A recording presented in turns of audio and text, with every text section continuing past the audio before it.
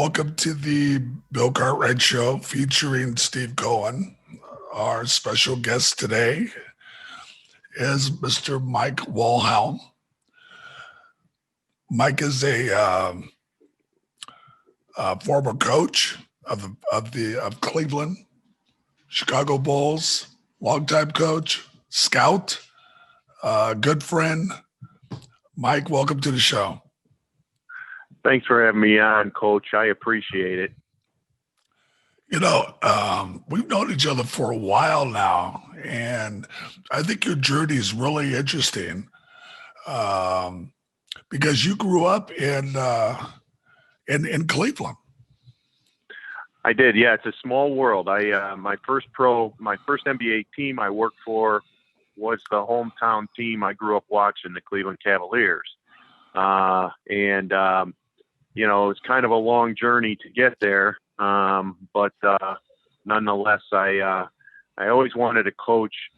Bill, you knew that. And I had the good fortune to be hired by you and the Bulls in 2002. And I did 18 years with the Bulls as an advanced scout and as an assistant coach. And the last 2 years, I did that for 16 years. And the last 2 years, I did pro personnel scouting, which I really liked. But I had zero energy left in the tank for that type of work anymore. Getting ready. I'm probably midway, or I kind of look at my life in quarters. I'm probably at the end of the third quarter of my life right now. And as I get ready to enter the fourth, I wanted to do something different. I always had a passion for being around people, meeting new people, and being around people from all over the world. So I chose to go in sales, and I've had a pretty good start in it. It's a 1,000-mile journey. It doesn't happen overnight with success, but I always say the 1,000-mile journey starts with the first step. So I'm in that first step right now, and I love it, Bill. I really enjoy it, and I'm looking forward to the fourth quarter of my life. Well, let's go back on that. You know, when you grew up as a kid, were you a sports kid growing up? Yeah, so I really was. I did four sports growing up from the time I was in third grade all the way through my high school years. I was basketball first and foremost, but in the fall I played football. In fact, I still enjoy probably watching football more than any other sport other than track and field. But I did football, did basketball. You know, back then you kind of did the sports, and I did baseball in the spring and summer, and also in the spring I ran track. My first love was probably football and track and field.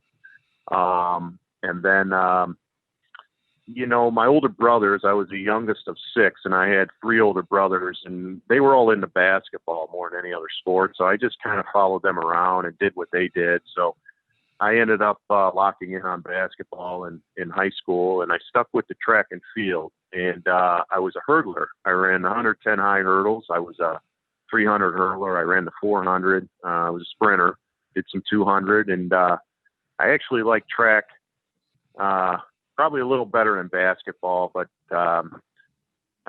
it was hard to get a track scholarship unless you were like doing multiple events. And I did multiple events, but I wasn't good enough to pursue Division I track and field. So I ended up playing basketball. I chose basketball, which I loved. I fell in love with it. And from the time I was a kid, I was fortunate to be in a great sports town in Cleveland. You know, we had the Browns, we had the Cavaliers, we had the Indians, and although the Browns were really good when I was growing up in the 70s and early 80s, the Indians were not as good, but the tickets were cheap, and you could go down there and see other teams come into town, and that was kind of fun. You know, you see the Yankees, the Red Sox, they were really good, and before interleague play, I couldn't see National League teams. So I was very, very lucky to grow up at a great time in Cleveland, Ohio, and I just just loved playing sports. That was a thing that I guess kept me out of trouble, and I had a little bit of success in it, and just wanted to pursue it. We'll talk a little bit about Southampton College. How did you get there? So I ended up kind of a roundabout way, Coach. When I graduated from Cleveland St. Ignatius, I graduated in 1985, and I had a longing to, some of my friends back home in Cleveland still laugh, but I wanted to go to an Ivy League school, and I had to get my board scores up to do so. So I ended up meeting a coach when I was a kid growing up. I would go to 5-Star every summer from the time I was a freshman, going into my freshman year through my senior year.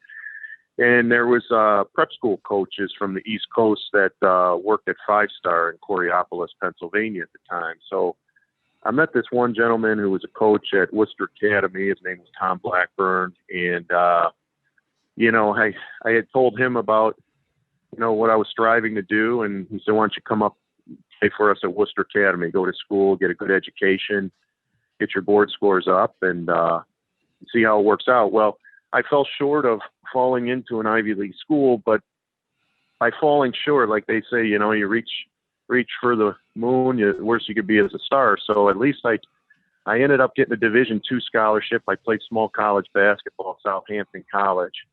It was the best thing that ever happened for me at that time. I graduated from Worcester Academy in '86, and they also had a track program there too. And I ran track at Worcester, and I ended up I wasn't even going to run track because I had my basketball scholarship to Southampton, and I ran track, and I ended up having some success. I won the New England's and actually set the New England school record as 110 high. So wow, and so they said, why don't you run track for us too? So I ended up going to Southampton, and I did both my freshman year, but my basketball coach put a stop to that after freshman year. He said, we need you more on the basketball court. And so I ended up doing that. What I loved about Southampton is it was so different than where I grew up in Cleveland. And I know Steve's from Long Island, and I met just the greatest guys from New York, from that New York City area and Long Island. And that's shocking. Yeah. And basketball is king in New York. I still think it is. And it was just a great place to go. And I was able to study U.S. history. I wanted to be, when I graduated from Southampton, I wanted to go back to my high school in Cleveland and be a U.S. history teacher and coach high school basketball and high school track and field. So Southampton gave me the opportunity to do that. And that was a lot of fun. And I'll tell you my real quick story. I went on a recruiting trip when I was at Worcester Academy to Southampton College, and it was a nice warm day in the spring and early spring. And we went out, I got out there. It was a couple-hour drive from up in New England, and took the Long Island ferry over. And I had never seen the ocean before. That was my first experience. And then my first night on campus, there was a beach party. That was a lot of fun. And met the basketball team, and really enjoyed the guys. And and I met the coaching staff. I met a few professors that I was going to have to study history, and I just fell in love with the school. It was the right size, but more importantly, it was the people. There's just great people there, and it all worked out for me. So how did this? And it's interesting that you mentioned coaching. So as you leave college, what are you thinking?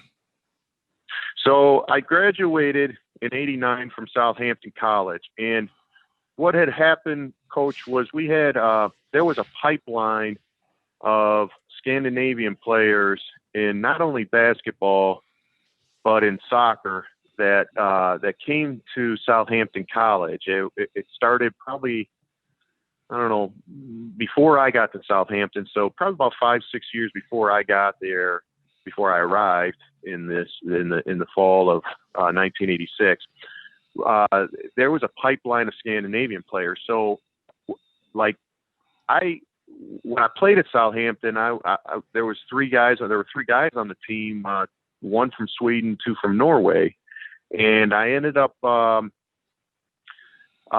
going over to Sweden after my freshman year to visit those guys for a week and hang out. And I really liked it, but I saw the club team that they all played for, that they worked out at in the summer. And so at that point I thought, you know what, I'm going to see if I can get a coaching job over here, kind of cut my teeth over in Europe and see if it's something that I really like before I decide to come back home and do it. So I was always, and I always had great coaches growing up. I had great high school coaches, and I mean, even going back to Little League, baseball, I always had really sound, solid coaches that were positive influences in my life.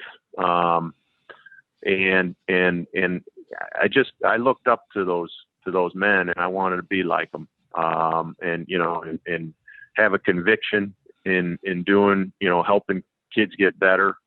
And so that's how I found out about Sweden. Was we had, like I said, those guys and that I played with, and they ended up helping me get my first coaching job. I was 22 years old. It was 1989. And I was probably in over my head, but I got an opportunity to coach in the professional league in Sweden.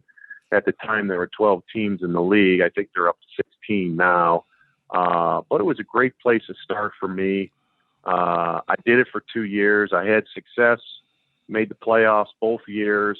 I fell out in the second round my second year. The first year we fell out at our first round. Second year made it to the second round. Made it to the what we call the Mid-Atlantic Division finals, and we lost in that, so we didn't make it to the finals, and I got fired after that. It was kind of a rude awakening to me. I was 23 years old, and I was already fired for my coaching, but I thought we did well. Real funny story. I called my father, and I said, "Hey, Dad," I said, I'm coming home. I'm gonna, I did my 2 years over here. I liked it, and my contract's up. They're not going to renew my contract.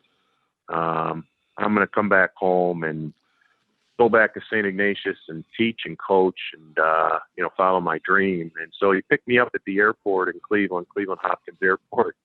And I was down and out. I was, I was feeling sorry for myself. And, looking back now, it was so long ago.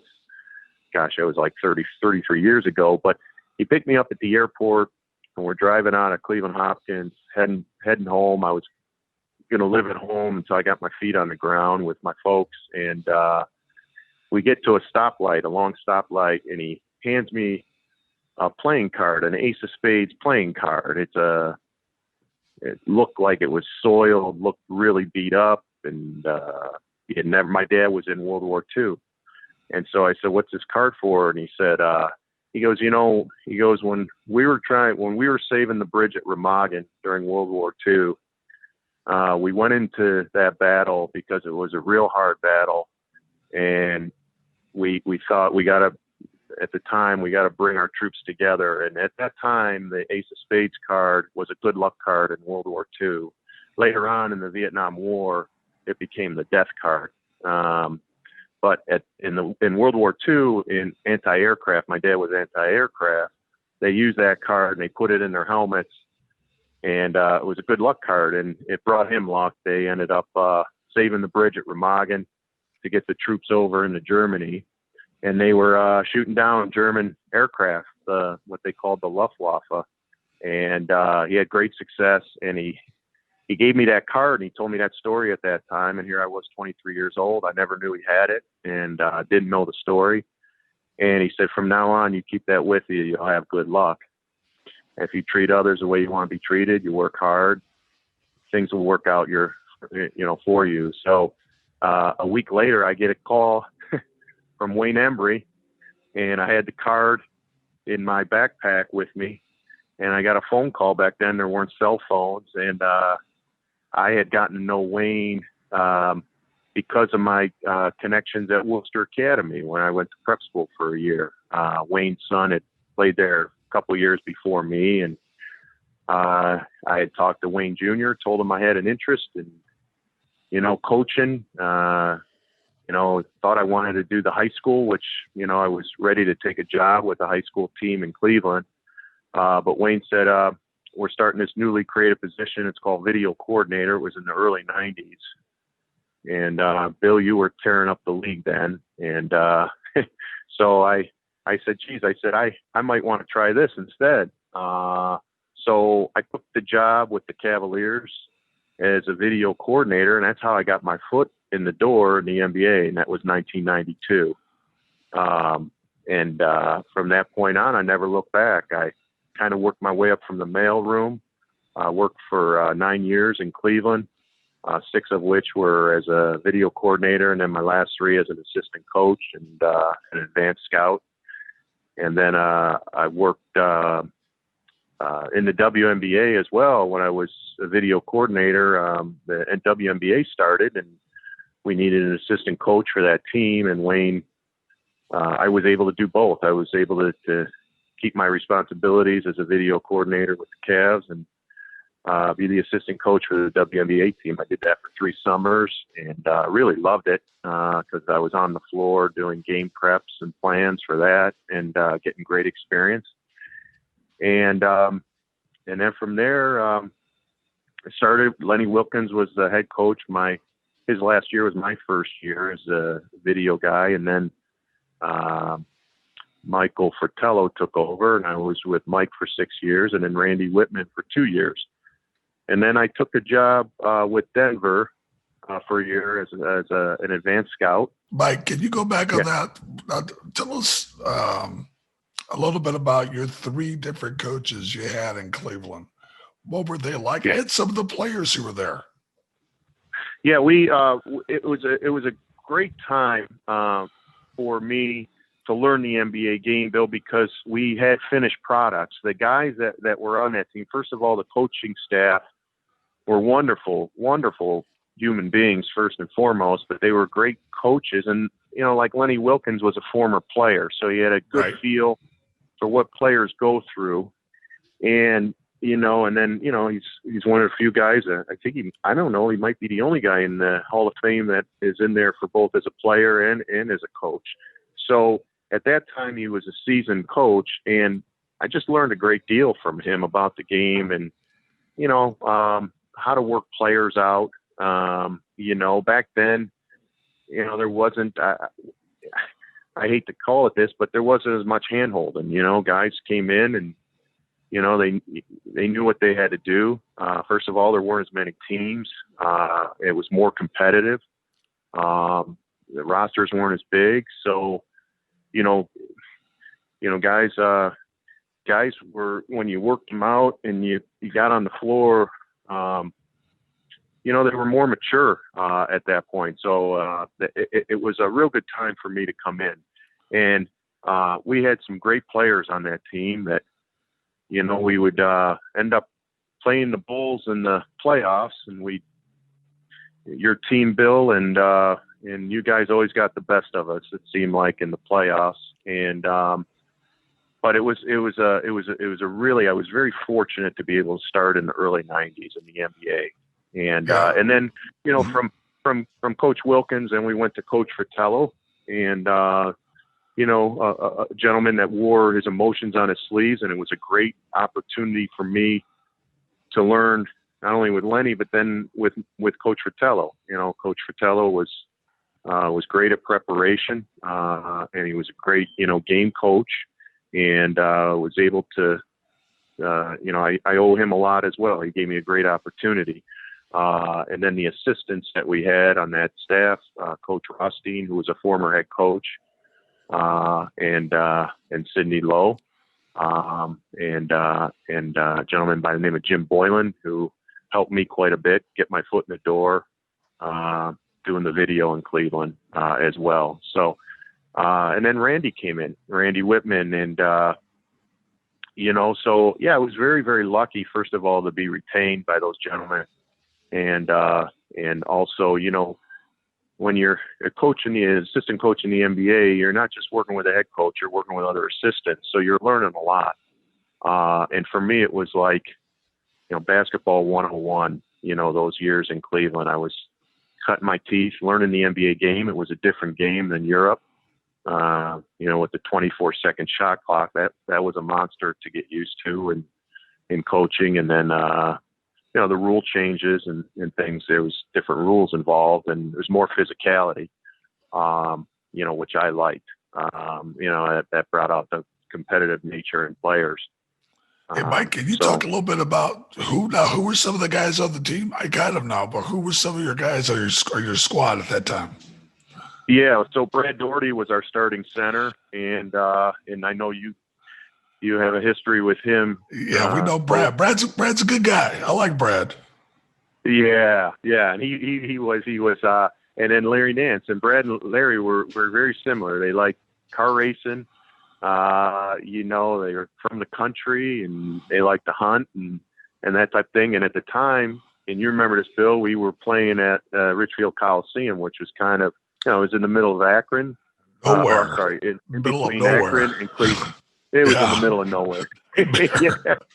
So those guys loved it out there. And then we had Mark Price as our point guard. Yeah, real shifty, and and obviously shot the ball extremely well. And then Craig Elo and Mike Sanders was our small forward, and just a real good team. And then and they used to call me Junior, and I was the young guy around, and so. And it was fun. It was a good group to be around, and just a great group of guys. Yeah. So were you at the game, Bulls, Cavs, and the shot? Were you there? So unfortunately, I wasn't. No, I was at that time. So I started in '92, and I believe that was '88. But I was sitting in my dorm room watching that at Southampton, and just really, really upset that my home team lost in that fashion. And,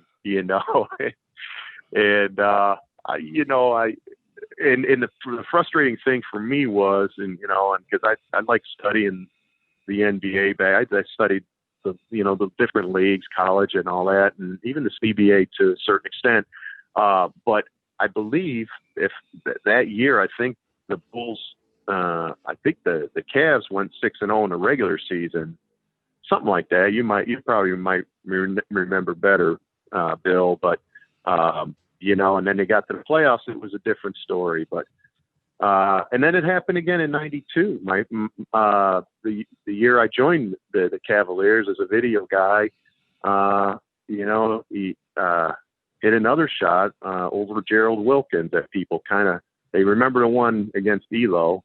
I think that was '88, but sometimes they forget about the one in '92 as well. So, that's always heartbreakers. Yeah, that's always a chuckle for me. It's because for us, we weren't about to let their best player beat us. So, and the fact that there was no double team, there was no any of that. At the end of the game, that's just humorous to us. But that's another story. So after you leave Cleveland, I know what happened there, but what are you thinking after you leave Cleveland? So I left Cleveland, and I took a year just to kind of figure out. I just spent 9 years in the NBA, 6 as a video guy, and then 3 as an assistant coach, advanced scout. And at that time, I was thinking, what I still was longing maybe to go back to high school and coach high school basketball and again, track and field. And, and so I took a year off. But I took a job. I wanted to keep my foot in the NBA. So the Denver Nuggets, who was coached at that time, the head coach was Dan Issel. and a gentleman who's now the assistant general manager for Portland Trailblazers, Bill Branch. He was an assistant coach in Denver, and those two guys were responsible for bringing me on as an advanced scout. And I did some regional work for them. And then at that time I was doing some work at some high schools, different high schools, trying to land a job at one of the high schools. But the advanced scouting job ended up becoming full-time with Denver. And I realized that year it was a good year to kind of just get away from it, from the day-to-day grind of the coaching in the NBA and find out, all right, what do exactly what do I want to do here? And then I found out there was an opening as an advanced scout in Chicago, and it was a chance for me to, to work for you, Coach, to work for a great organization and great people, and interview for that position, and it all worked out. I spent the next 18 years in Chicago, and this is my 19th year. And even though I'm pivoting into a different career, it's the best 18 years of my life, and I have you to thank for giving me my start. Mike, what I should say is that you really earned that spot because we as we were looking at that position, we talked to a lot of different scouts, and what I really liked, because I kind of quizzed you a little bit about some of the past coaches and some things that had happened. And basically, you were really didn't say anything. You said something without saying anything, and I thought that was a lot of integrity. It just how you handled yourself. So more than anything, that really put it over the top for me, because how you handle yourself as a person is really more important to me than anything else. So well, thanks, Bill. Yeah. So when you came to Chicago, I was really happy because I knew we had a really solid person, and it was a great time to be there. And I got another quick story to add too. That year I took off. So when I was doing the regional scouting for Denver, and in the evenings, I drive down to the games in Cleveland. I was living in Cleveland, and also Indiana and Detroit. But it was an interesting time because my father I was able to spend the last year with him before he passed. He had fought Alzheimer's disease from Lewy body, but it ended up being Alzheimer's from the very beginning. So he was 64 when he was diagnosed and 75 when he passed. So that last year was the year I was around a little bit more, and it was a great time to be with him near the end. And I just felt I was really, again, I was, blessed in kind of a, getting fired from Cleveland as a staff. That wasn't fun, but things happen for a reason. I became a firm believer that year that some higher being has something to do with kind of everything you go through in life.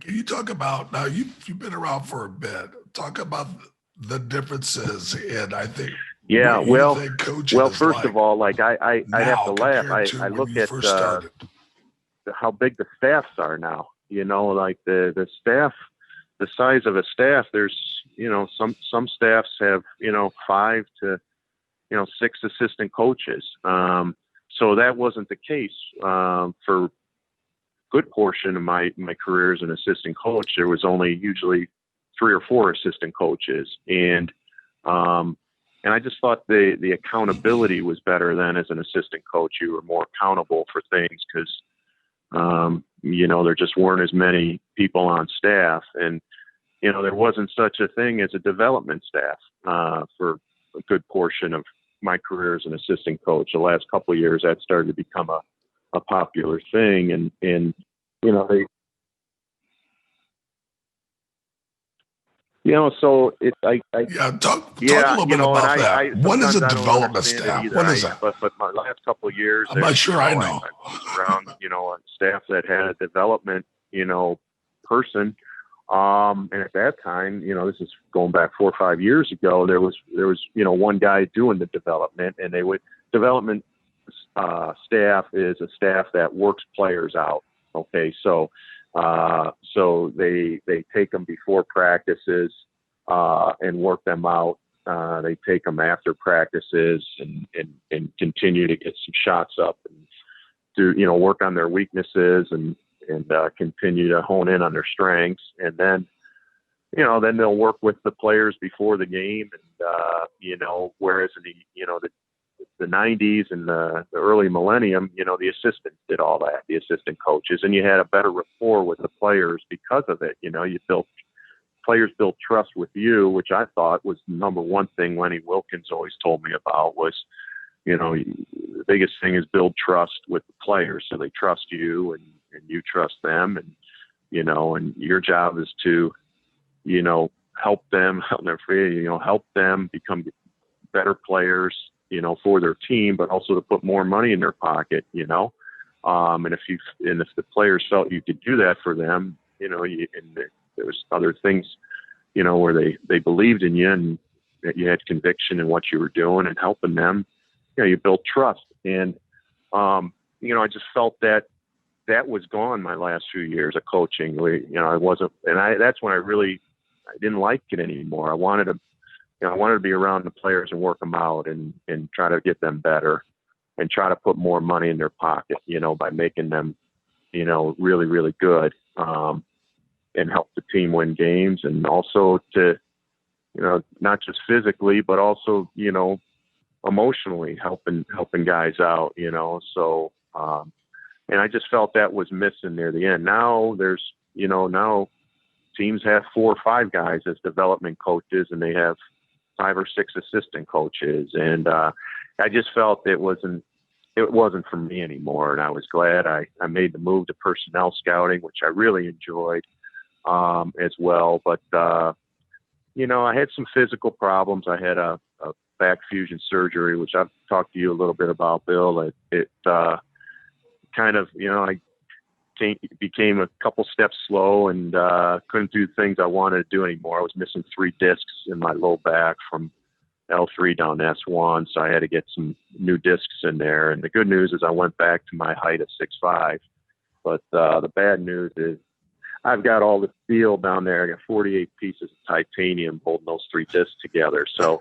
it started to become a challenge for me to be able to get the amount of physical therapy I need to go about 3-4 days a week just to make sure, I stay on top of that so I don't lose balance, because I can lose balance really easy as a result of the surgery, especially on my left side. And I just felt like I wasn't getting the amount of time that I needed to devote to that physical therapy to make sure that I was not only feeling good about myself physically, but mentally as well. So, because you're traveling with the personnel scouting, you're on the road 6 days a week, sometimes 7, and you get home for a day and then you're back out on the road, and sleeping in the different beds took a toll on my back. And I just felt like I was at ground zero again with the back pain and shooting down the legs, and I didn't want that anymore. So, I guess, as they say, I got old fast,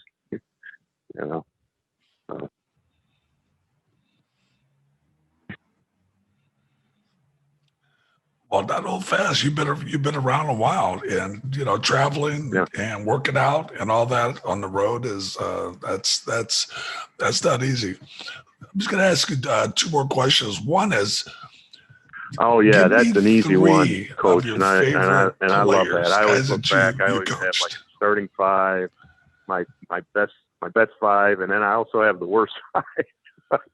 But I won't talk about that. But my favorite for sure. Okay, and I'll start with Todd Gibson in Chicago. Taj was an absolute joy. He was, and again, as an assistant, I forgot to mention this. You you know, your head coach, and you know this coach from being a head coach, you get like 4 or 5 guys that are your guys that you know work out and you're going to show film to. So I got to know Taj really well, and I just I love how he rose to the occasion. You know, he was when those lights went on at 7:05, you know, for 7 o'clock tip off, he was ready to, or 7:07 actually for 7 o'clock tip off, he was ready to go, and he was all about the team, you know, and I always liked that. He was a real selfless player, and but he had NBA skills, you know. Obviously, we all know what he could do on the floor, but he would always throw himself into the team, and his inspiring plays, I thought,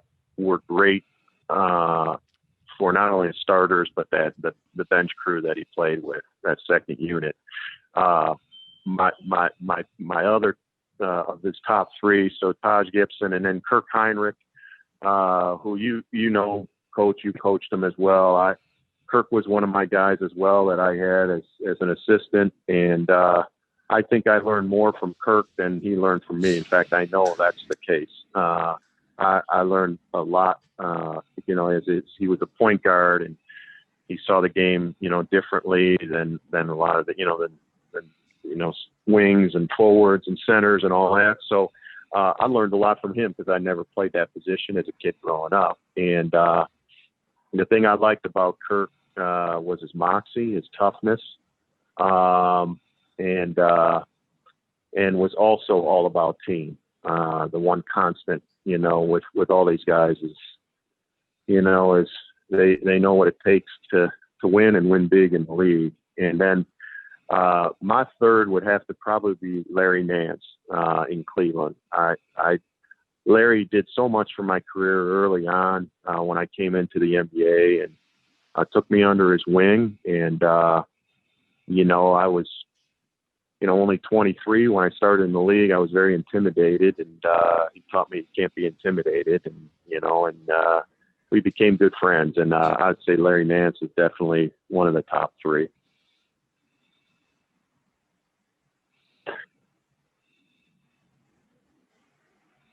Yeah. So my wife, and thanks for asking, Coach. My wife is from Sweden, and you know, even though I coached over there for a few years, I didn't meet her when I was over there. I met her in all places, Cleveland, Ohio, and I was an assistant for the Cavs then. Wow. Yeah, I was working a camp for Brad Dougherty, and who you had many battles with over the years. But I would work his summer camp, and I noticed this young lady that was driving a couple of the kids to the camp had a Swedish flag, a bumper sticker on her bumper, her little Honda Civic. And I actually, this is such a coincidence, I met her 10 years later to the day I left Sweden. And it was really wild. And I wasn't getting any younger. And my older brothers and sisters always said, when you meet the right one, I said, geez, I don't think I'm going to ever meet the right one. I'm 33 years old. I'm getting older.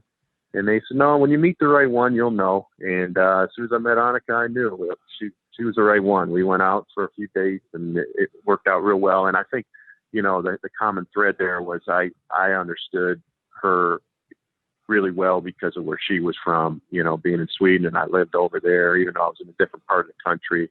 But it's a rather small country. But anyways, and then, and she was a school teacher, and she came over here on a swim scholarship to Wright State University, and she loved it so much. It's down in Dayton, and she loved it so much she decided to stay in the U.S. and she got a job, you know, 5 hours north up in Cleveland as a school teacher, and so we met, and then shortly thereafter we had Max, who's a senior in high school right now. And we named him Max because you can say that name the same whether you're in Sweden or whether you're in the U.S. The name doesn't change. And so we thought, with his grandparents being over there and his aunts and uncles and cousins, be an easy name for them to say. And so we named him Max. And Isabella, our daughter, is a freshman at Deerfield High School, and and she's a swimmer, and Max runs track and field, and they're happy and healthy kids. And I just have been really enjoying the last 4.5, 5 months being home with them more and being able to see them, being a better husband and a better father to my family. Just to go back to where you started, what made you so successful starting as a video coordinator? What is a video coordinator? How do you distinguish yourself? For those who don't know, what do video coordinators do? Yeah, that's a great question, Steve. And I wouldn't have wanted to start it in the league any other way, because the video coordinator, you sit in a film room. Back then in Cleveland, it was at the Richfield Coliseum. It was an old converted closet, and like I said, I wouldn't want to start any other way, because I didn't know the NBA game was so different than where I'd come from in Europe. And, in Europe at the time, it was a 30-second shot clock. So now you got a 24-second shot clock. So the speed of the game was obviously at a higher pace. And that shot clock was a monster for me to get used to, in terms of the plays got to be quicker and things. And you got to, guys played with more force as a result of that. And then, there were defensive rules that I was not used to. So the being in the video room for those 6 years was a great way for me to start and learn the league. And then, I'd get out, on practices, I could be on the floor and things, but, I wasn't doing preps or any of that, those first 6 years. And I think, like, I would, that's where I think the league, back then, you kind of, if you weren't a former player, or you didn't, your dad wasn't the GM or anything, you had to start back there. You had to kind of work your way up from the video room, which, that was a great way to learn. And then, from there, and so what you're doing is you're breaking down game film of upcoming opponents, an offensive breakdown, a defensive breakdown. You'll learn as the assistant coaches come to you, at least they did back at that time, it was tape. It wasn't, non-linear editing that you do on your computer. As now assistant coaches pretty much can do their own video editing, but they would come to you with projects. And, for example, we had Sean Kemp on our team my last couple of years in Cleveland, and, Sean would come to me. He was big into film. He would want to see all his post-ups, against his an upcoming opponent that he's going to go against. So, I'd pull those from the last time we played them, and and things like that. And then he would also want to see the guys that he was going against. So he kept me on my toes quite a bit for that, and it was good, because you learn little nuances, and that really certainly helped you. So when you got to the next step of being an assistant coach, you were prepared for that. You knew the plays, because you were doing the offensive and defensive breakdown of an upcoming opponent and yourself, your own team. And then you're also breaking down, personnel edits. So you were prepared, and you had confidence to go to the next step of being an assistant. And that's where I was happy. I never wanted to be a head coach in the league. I always enjoyed the role of an assistant coach and making players better and contributing to the success of the team. That was fun for me. I was going to ask one more question, but without mentioning names, I was going to say two things. One, I was very impressed to see how complimentary Todd Gibson was about you. What do you think? Why do you think you were able to help him so much? It seems like he met you halfway. And the second question would be, is without mentioning names, what are some of the reasons some of those players you didn't care for? Work ethic, bad habits. I'm just curious.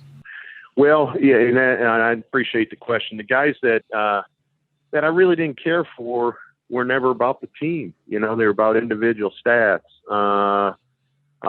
They didn't embrace their role. They didn't come in early to practice to get better, and they were surely the first ones to leave after. And I'm not saying not even just working on their games. I'm saying, get to know your teammates, be a better person to your teammate. because it's such a marathon. That was the other difference for me. Not only the shot clock, as far as game schematics, but the length of the season. I mean, goodness gracious, I went from coaching in Europe where there was 50 at the time. There was 50 games a season, regular season. Then you had the playoffs, but here was in the NBA was 82, and you're around the guys so much when you're if you're a teammate or coach or support staff, they become your family, and you're either all in or you're not, and that's, I guess I didn't care for the guys that just, were in it for the wrong reason. And it showed. And a lot of times, even if they were really good players, just something was missing, there wasn't, the end of the game, maybe the teammates from what I saw, didn't feel like they could, go to battle with that person, because they were just kind of off on their own. They were somewhat aloof. And so those were the kind of guys I didn't really appreciate being around all that much. And I'm sorry, the first part of the question, I still, Steve, I'm so sorry. I was reading about how Taj Gibson really credits you for making him a better player. What did you do for Taj? Okay, great. Thank you. So Taj, at the time, when I was able to be, kind of Taj's guy and things, he had just signed a contract. And when you sign a contract, and he had a tough first couple months after he signed that contract. And, Wayne Embry always talks about, Wayne brought me into the league, and, what a smart, intelligent man, one of the smartest guys I've ever been around. And he would always talk, there's, 3 phases of an NBA player. When they come into the league, the questions they're going to always ask and they're going to have in their head is, do I belong here? And then if I belong, like, what can I do? What are my NBA skills to keep me on the floor? Okay. And then the second part is, after I signed, okay, so I put my first 3 years or 4 years in the league, then I get ready to sign the contract, if I'm lucky enough, for the kind of the middle of my career. All right, I know I belong. All right, but and here are my skills. Here's what I can do. But how can I be a positive influence for those on the team? It's not just about me, but it's about the others as well, because it is a team game. It's not an individual sport. And you start to kind of get out of yourself. And then the third part, obviously, is, you're at the end and you're doing what you can to stay on and help. But with Taj, he was in that middle portion when I got him. And I felt like when he was struggling the first few months, I felt like he was trying to do too much, because he was such a great kid, such a great young man, actually. He's in his probably mid-30s now, but I felt like he was playing outside of the box. I felt like he was not putting his game in the box like he did, to get that contract, and he felt like he had to do more. And I brought up the thing that Wayne Embry talked to me about when I came in the league, and I was so lucky to have those guys, he and Lenny Wilkins. And once I talked to him about that, I think he really appreciated that, and it turned his game around. And then he realized that, I should just continue to do the things that got me where I'm at right now. And I think that helped him, a great deal. And I was just lucky, fortunate. And we had a lot in common too. Our parents were very, very similar. We could share laughs, with things. And, as an assistant coach, it's really, really hard. I can't even imagine what it's like to be a head coach in the league. Bill can talk to you about that. But as an assistant, sometimes you can put some fires out for some guys. If the head coach is, there's so much stress and things on a head coach to win games, and your job as an assistant is to get that player ready to produce when he gets on the floor. And sometimes if they're not emotionally ready, they're certainly not going to put the physical part into it. So I felt with Taj, we had we connected. We were kind of very similar guys, and that helped quite a bit. And I appreciate you bringing that up about him. He's definitely my all-time favorite that I worked with. Mike, I'm going to ask you one more question. Can you tap dance? What's that, Coach? Can you tap dance? Oh, yeah.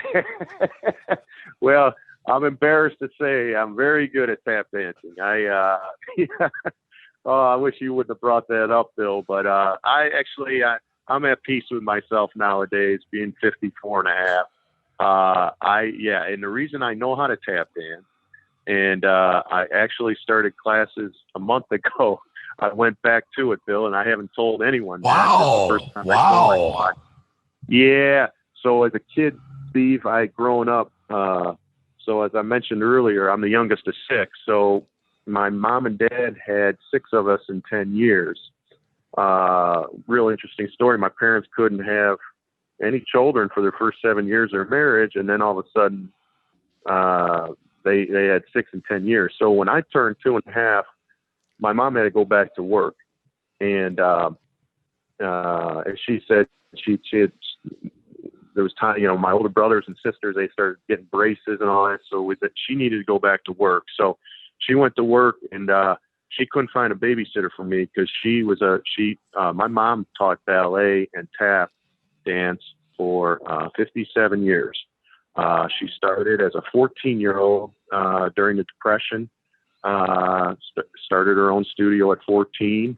It was in the apartment building that they lived in Cleveland, which is now kind of where the Cleveland Clinic is. Cleveland Clinic's huge in Cleveland, and kind of that's where her house was that she lived in. And so she went back to work, and so she took me along, and she put me in all the classes, the beginner classes and things. From the time I was 3 is when I kind of started. So I took tap dance from the time I was 3 years old until I was 11. I'm embarrassed to say I started to get in classes where some of the girls that were in the dance class were also in my school class, and I was getting poked fun at school. And I told my mom, hey, I think it's time for me to start playing some ball sports like my older brothers. And she said, yeah, it's time for you to do that. And so that was great. But I always wanted to be like Sammy Davis Jr. There wasn't much on TV back in those days. There was no cable, but when we would watch Saturday night, put TV on, and we loved, I don't know if you guys remember Flip Wilson. And the first time I saw the Flip Wilson show, he had, never forget this, I saw Sammy Davis Jr. for the first time on TV, and I saw him tap dance, and I was probably, 4 or 5 years into tap dance, and I told my parents that's who I want to be like, and they said, well, you're going to have to work hard, he's really, really good. So, but to this day, I still love Sammy Davis Jr. He also married a Swedish gal, and I think he was one of my first heroes before I really turned into watching sports. Awesome. Well, Mike, we are so happy to have you on today. You're great. You've always been a great friend of mine. I've always admired you and how you handled yourself and other people. So I definitely appreciate you. I appreciate you being on the show, and thank you very much. Well, I can't thank you for having me, Coach. And you've always been a positive influence in my life since I met you when I was 34 years old, Bill. And Steve, I'm really looking forward to the future of seeing you. And I can't thank you guys enough. It really means a lot to me, and I sincerely mean this. Awesome. Thank you, Mike. Have a good day, guys.